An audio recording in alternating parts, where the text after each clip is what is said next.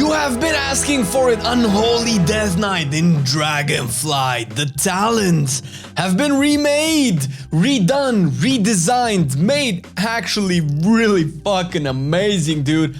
Yes, and yes. Wow, this looks so amazing. And I know I'm excited all the goddamn time, but that's because, I mean, it is looking really good. And Unholy has been a spec that deserved build diversity, focus on specific aspects of its playstyle, since it's one of the specs that has the most amount of flavors in the way that it can function as a spec in PvE and PvP and all the way in the content in the World of Warcraft, and that's what we're going to be looking at today. Without further ado, let's quickly talk about the general talents very shortly, because I did cover most of them in the Frost Decay video and they're more of the same.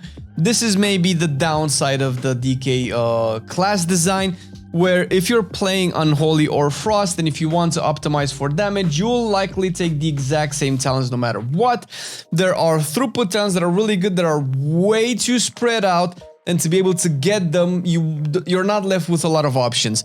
I hope this kind of changes a little bit in the future, where either we can see the throughput talents coalesce or compound or be just put in the middle or something like that, so that we can just pick fun capstones and cool utility and stuff like that, and not be forced into very specific utility that we cannot really go without, since we need the capstone. So for instance, just a quick example is you'll definitely want empowered rune weapons. You'll go all the way down and take all of the damage capstones down to empowered rune weapon. And then you'll want Abomination Limb and Unholy Bond, which are the middle and the right hand side. You don't really want the bottom right hand side capstone that much, but you do want these. That means that you'll likely build on the right hand side all the way down to Abomination Limb, and you'll skip most of the middle, which is a lot of cooldowns and utility. You can still get the big ones, the anti-magic zone and the anti-magic shell, but you will be left with a lot that you cannot really pick. And I mean, they're good. What you end up picking are actually really good choices, and you can mix and match slightly. You can choose, instead of one utility, the other utility, but the build path will probably remain the same, since no matter what you do, you will want to get these crucial points, let's say, of throughput talents, which they're not the only ones, but they're the more spread out. These are mostly the ones that will force you to skip a lot of the talent nodes all of the time. So we'll see if these will remain the same once the game launches, but I would like to see, they've done it with other specs where they just condensed the majority of the throughput into one side of the talent tree, either the middle or the top or the left or the right, so that you are free to spread out in multiple directions instead of actually just doing the same thing. But let's actually go into the Spec Towns, where you will see some really cool stuff. Oh my god, we have been asking for this for I don't know how many years, where we can play a pet focus build or a disease focus build, and we got it finally. Yes, if you look on the talent tree, you start from the middle with a couple of core abilities, and you branch out very quickly into the right hand side, where it's very heavy focused on pet, and likely it's going to be the ideal raid build with maybe one or two things picked from the left hand side. But quickly, if you look on the right hand side, you obviously start with Dark Transformation, All Will Serve, and Unholy Pact, which are some of the things that you will definitely want as a pet building class. And obviously, if you're focusing on a single target, you get Infected Claws, which this has historically been really good in AoE, since spreading of the wounds work way better in AoE with wound spreading and popping. I would like this to be sent to the left-hand side of the talent tree, where you do have a lot more wound talents, and we will get into that in a second. This doesn't feel like it makes a lot of sense to be here, so I mean, it's good. It's not like it's not good, but it would be way better for the other side. And maybe you can even swap with Unholy Blight, since, you know, Unholy Blight is the pet thing, so, but also Unholy Blight spreads diseases. So we'll see how that is. Now, There are also a lot of Death Coil nodes, and first of all, I do want to say, if by any chance anybody with any type of influence over how the talents will be at Blizzard is watching this, either devs or people with feedback powers, I love all the Death Coil talents, but there's a few too many, and if we're gonna keep that many, maybe reduce the amount of points necessary, because it's really cool. I love the Death Coil theme. You obviously have Sudden Doom, which we've been having for a while, and you have improved Death Coil, which makes Death Coil deal, if you put the 2 points in, 40% additional damage and strike an additional target. I think if it's a 2-pointer. This could probably be reduced to a 1-pointer because you also have this, you also have Rotten Touch, which makes Sudden Doom cause your next Death Coil to increase your Scorch Strike damage against the target, again, single target focused, and then Harbinger of Doom, which I think is also a talent now, where you get 15% more procs of Sudden Doom, and you can also store up to 2 charges of it, and also Coil of Devastation, making Death Coil cause the target to take an additional 35% of the direct damage dealt over 4 seconds. Now with this you have 1, 2, 3, 4, 5, 6 total talent points to augment only one spell, and you likely might want all of them all the time anyway. And there are other talents that directly synergize with Death Coil on the left hand side. We're not even going to go into those, but like all these are really cool. I love the mechanics, I love the passives, but it's a lot of them, and normally that wouldn't be a problem if we had a lot more points to spare, but it feels like you're sacking a lot of synergy and a lot of points into nodes that could complete your build. For instance, if you do want to go for the raid build, you likely not pick All Will Serve, or the opposite side of to the left of Sudden Doom, Clawing Shadows and Plaguebearer. I mean, you could, but I don't know if you'll have enough points to do all of that. So this is maybe a slight downside. I don't know. I guess it depends on how exactly they're gonna balance them, but they're so good together because the idea is to choose what you like. But if you're going to optimize your damage, likely these Death Coil will always be taken. So maybe see that changed. Gargoyle is also not a capstone, meaning that is way more accessible to get if it's something that you enjoy playing. You can get it out, obviously, if you path from the right hand side. If you path from the middle, you can also get it from Coil of Devastation if it's a cooldown you want. It's gonna work better if you go all the way down to the capstone. So Gargoyle is still the same. You summon a Gargoyle for 30 seconds and it gets 1% increased damage for every 1 runic power you spend. Obviously, you're gonna slap a lot of Death Coils after the Gargoyle is out. And you will go down to Unholy Aura, making every enemy in 8 yards around you take 20% extra damage from your pets. Gargoyle, you know, your Dark Transformation Ghoul, your armies, you know, all of that stuff, that's gonna be there. And the capstone is Commander of the Dead, which makes your Dark Transformation also empower your Gargoyle and Army of the Dead for 30 seconds, so not for as long as Dark Transformation lasts, but for 30 seconds, and increase their damage by 40%. That's a lot. Now that's really good. This will probably make it so that you want to pop Dark Transformation the last, so that you buff it. I don't know if, because you might want to take the most out of it, so you're probably gonna pop, I don't know, set up your resources, your runes, your plagues, and all of that. Maybe pop Army, Gargoyle, Dark Transformation to get the most amount of benefit, if that's even simmable and if that's the best way to sim it. If the sims basically say that that's the best way to do it, because it's very specific, a very specific damage profile, but it's really cool. Like, that's pet. If you wanted pet damage, you fucking got pet damage, man. Damn! It's really cool. Obviously, the Death Coil talents are kind of a little bit extra. They don't really influence your pets that much. They do a lot of damage, but yeah, they feel a little bit out of place. So this is where it feels like a little bit of a disconnect, but it's not that bad, and it would be a lot less worse if you wouldn't have to spend so many points. Again, 1, 2, 3, 4, 5, 6 total points. Damn. All right.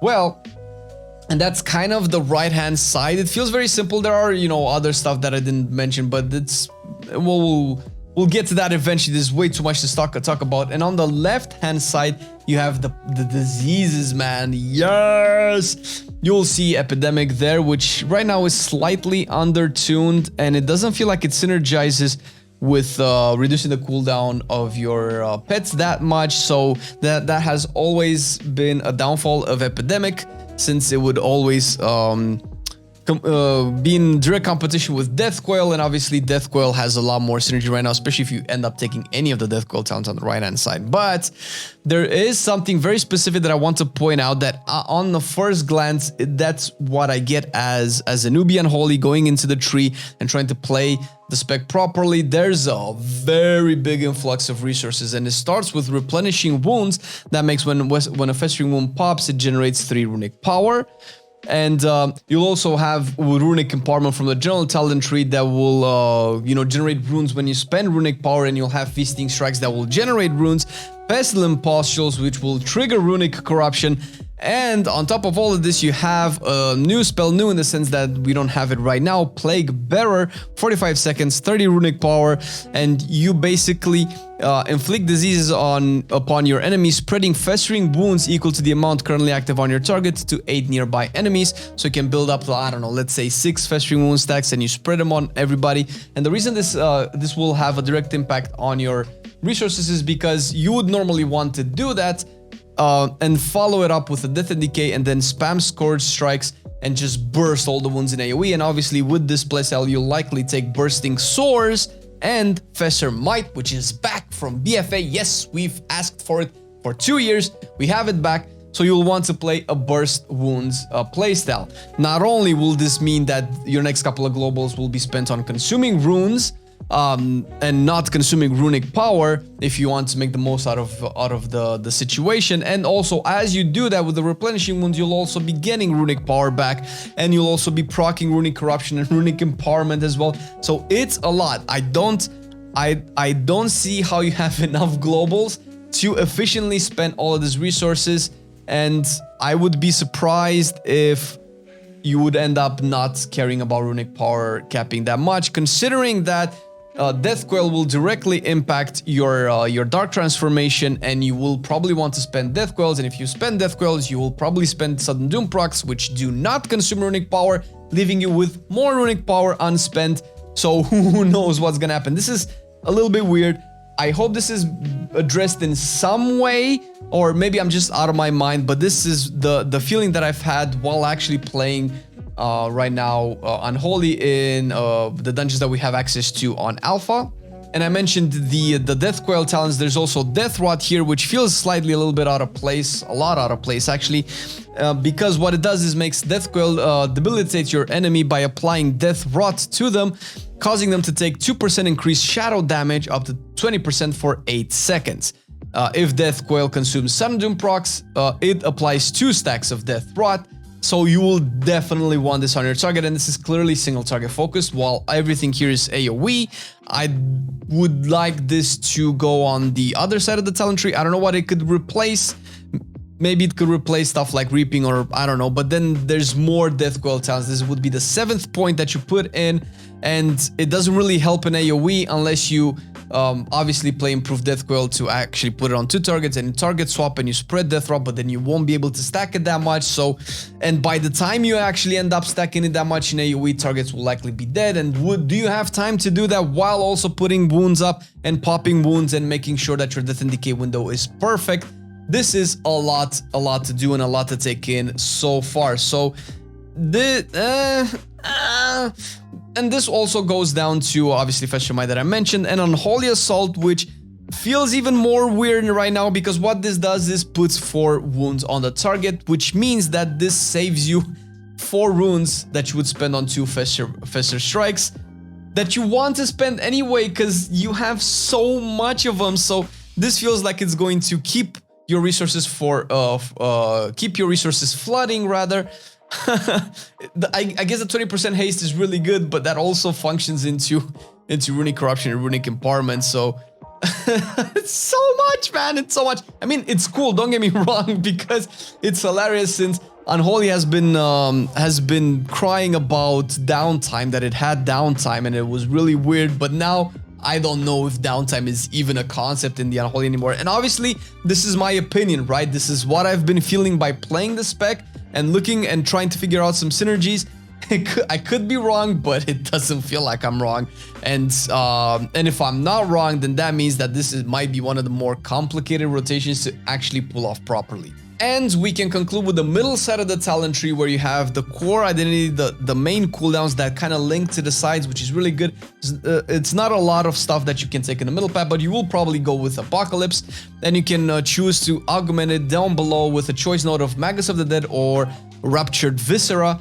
And Magus of the Dead has been something that we've been using for a while. It's clearly really good in single targets. You might actually want Rupture Viscera in AoE, depending on how much that AoE damage turns out to be, because you would have to track how long the ghouls have up and make sure that they blast in as big of an AoE as possible. So this is a little bit weird because it's another thing that you need to time. So not only do you have to time all of the cooldowns together for that massive damage, but if you have to time it when they die as well, and making sure that you get the most out of it by, you know, being in a big AoE pack still, I would see Rupture Viscera maybe becoming really good in very high fortified Mythic Plus keys, at least to be used effectively, since Magus of the Dead still has value in dungeon bosses, while Rupture Viscera probably not as much, although that's still damage, so who knows. Then you go to the left-hand side with Unholy Command and Eternal Agony. Unholy Command makes so that Dark Transformation cooldown is reduced by 15 seconds,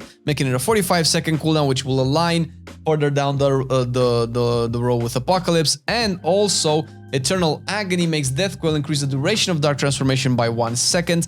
And I think the previous mechanic was that it reduced its cooldown by 1 second.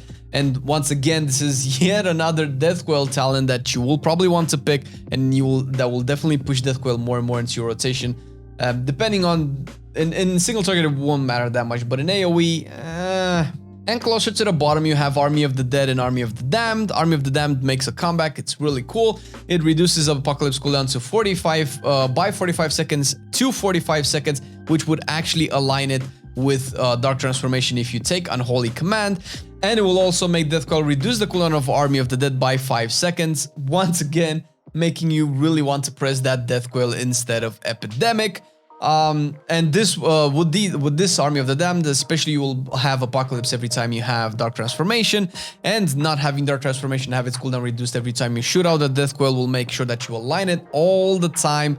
And add this on top of Unholy Blight, also being 45 seconds, it will make aligning cooldowns way easier, and you'll probably always want these three together, while also getting more and more Army of the Dead out during the course of, I don't know, maybe a boss fight or a dungeon as well. And you'll get Ghoulish Frenzy, which is the current legendary that Unholy has, the Frenzy Monstrosity, which makes Dark Transformation increase the attack, speed, and damage of your monstrosity by 8%, which is really good. And lastly, it's Morbidity and Super Strain, which is actually kind of interesting. Super Strain is a legendary that we have right now that's very bad for, and has been very bad for the entire class except Blood Decay for the first 2 patches.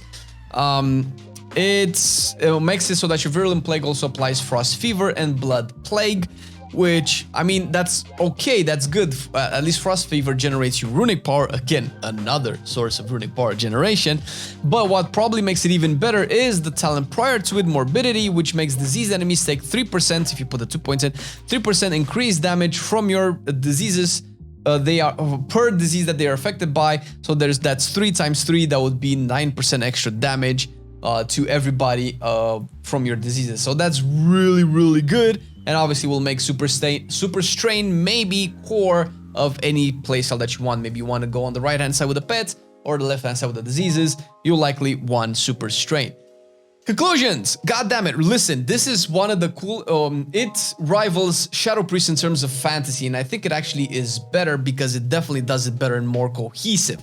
This is the pet, this is the diseases. There are a couple of talents that don't have a place in their respective point. I would argue, in fact, the claws be on the left-hand side, that because it spread wounds, although Unholy Blight doesn't seem to increase pet damage anymore at the target's take, it would just spread diseases, which, I mean, that's good, but an Outbreak would just do the same. I guess Unholy Blight is good if mobs keep trickling in so that you can constantly spread those Super Strain diseases out, but without the pet damage amp, I'm not sure how much valuable this is, but it's still pretty good most likely. We'll see how it sims out.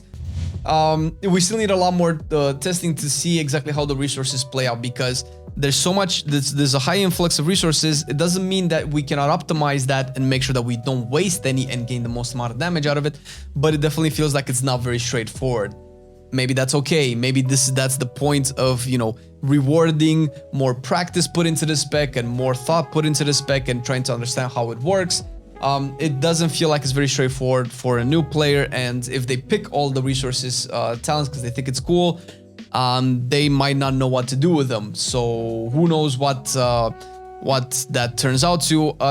One more time, the death coil thing is, although it's really cool, definitely feels like there's way too many of them. So maybe condense them a little bit, maybe put some more pet stuff there. I don't know. It's still really cool, so it's hard for me to judge because it's the first iteration of the new Unholy talent tree. A lot of the feedback has been put in. It looks so much better. It looks way better, and maybe because it looks so better, it makes those one or two annoying things stand out even more. But congratulations to the devs that worked on Unholy. It looks fucking amazing, and I believe a lot of Unholy players will feel the same, and they can enjoy the spec in Dragonflight. And do you enjoy it? Do you want to play it? Then Unholy looks like a solid main that you can take in Dragonflight. And if you want to support the channel and everything that we do, because we do these videos daily, cover everything that we can and give you everything that we can. If you do want to support us, check the link to the Patreon down below. It helps us out. We will be super grateful to it, and you would be supporting these videos, the streams, the TLFs, the podcasts, everything that we do. Thank you very much. Thank you, dear patrons, for supporting us, and we'll see you next time. Bye bye. I've been loving it then, I still love it now. Still, I play WoW. Still, I play WoW. Getting better every day, let me show you how. Cause still, I play WoW. Still, I play WoW. It's getting harder to stay, but at the end of the day, it's a guilty pleasure, so just log in and play. Whether it's classic or retail, I'ma do a /bow. Still, I play WoW.